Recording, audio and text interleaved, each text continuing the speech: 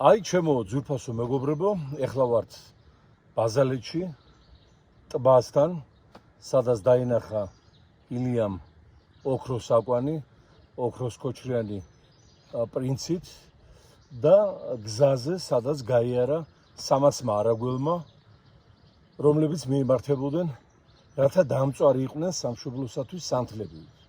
და სწორედ აი აქ გადიდეთ აბა, თქვენ ხედავთ ალბათ, შენდება არაბული სოფელი. აზიიდან ჩამოსულებისა და სავანის საძებნელად მომართული ხალხის დასასახლებელი ადგილი. მაგრამ ეს იმათი ბრალი კი არ არის, ვინც აქ აპირებს დაფუძნებას და მალე აქ სხვა რეამულს გავიგებთ. ეს არის ოლიგარქ ივანიშვილის, სამშობლოს გამყიდველის მოქმედების შედეგი, რომელმაც საკუთარი ბიზნეს გარიგებების ობიექტად აქცია ქართული მიწა და ეს მარტო ერთი შემთხვევა არ არის. მთელი საქართველო, განსაკუთრებით ქართლი, თბილისის შემოგარენი, დასავლეთში და ბათუმზე აღარაფერს ვამბობ, მოფენილია აი ამგვარი დასახლებებით და თუ არ მივიღეთ დროზე ზომები, ანუ ეს ხელისუფლება არ გავყარეთ წეხლის ყვრით, პირდაპირ გაგებით, პროცესი გაგრძელდება და ჩვენ აქ გადავშენდებით. ყოველგვარი კომენტარებისა და ემოციების გარეშე.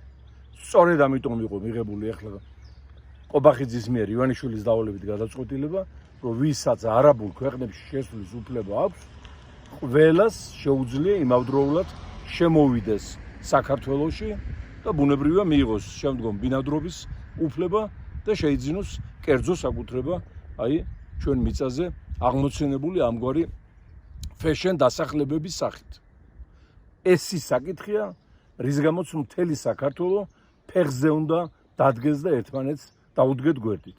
ეს უკვე სცდება ყოველგვარი პარტიულობის, სოფლმხედველობის, მემარჯვენე, მემარცხენე, ეროვნული, დაცენტრილი, არაეროვნული ამ ფარგლებს.